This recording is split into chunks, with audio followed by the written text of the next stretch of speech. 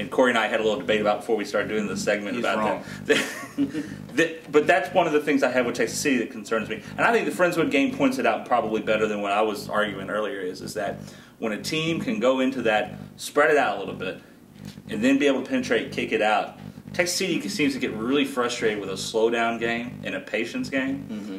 And if they run into that at the playoffs, I'm afraid it's a short time in the playoffs for Texas City. They're definitely the best team in the district, the way they're playing. Although I think Friendswood's going to really give them a run here at the end. And I really look forward to those two ever rematching. Well, and as I told Corey, the number 2 seed in 24-4A, you do not want to have, because that's going to signal a second-round matchup against Yates, who, if anybody's been keeping track of Houston basketball, Yates is a team you don't want to face. I know Corey says you got to play him sometimes. Why not play him early?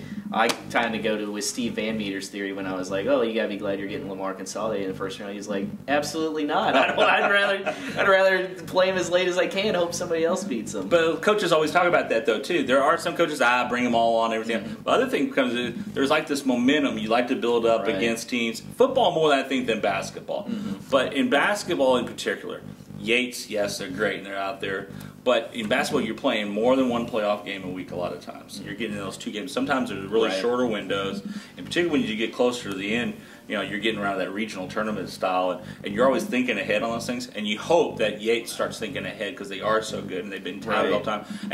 And you also hope that there's that one team that just matches up well against that team somewhere. And team that just they hope they run into that team before and usually those are the teams that are like the 4th place team of the district or something like that who really wasn't going to be strong but just made the playoffs, but they were just enough to frustrate enough teams to make it into the playoffs.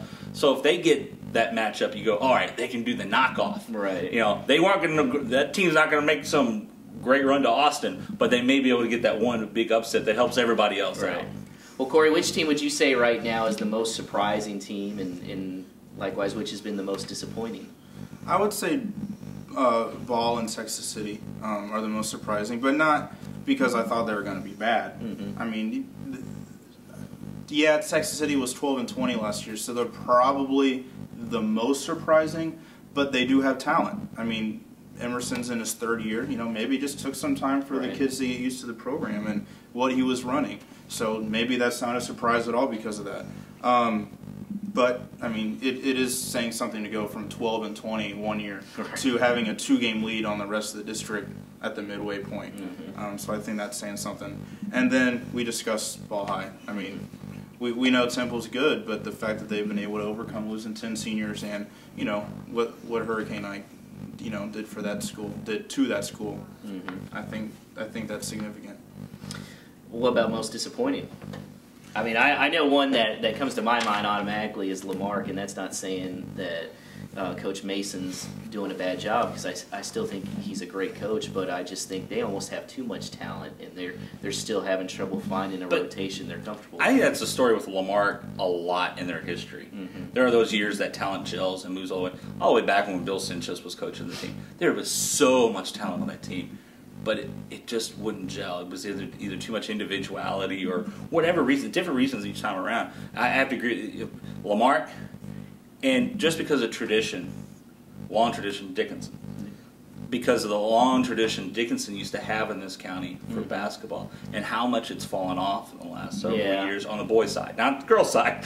The girls' side's still doing really good. But the boys' side of things is that they're using that upper echelon of the county teams, and they just haven't been there. And to me, those are the two. Lamarck definitely.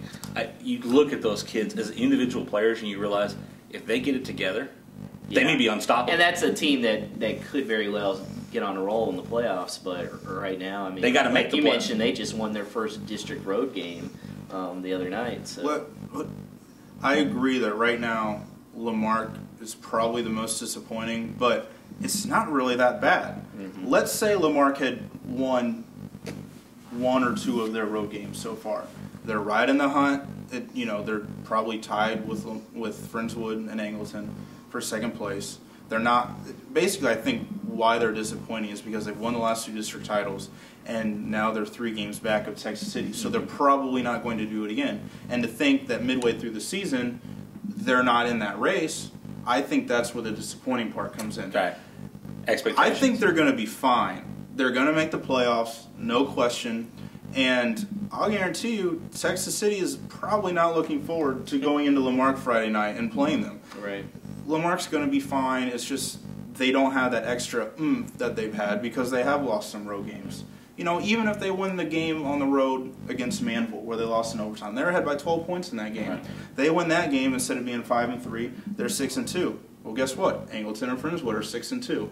So, you know, sure, Lamarck might be the biggest disappointment just because there were hopes for them to actually win the district title, but don't count them out. I mean, I think they're going to be fine.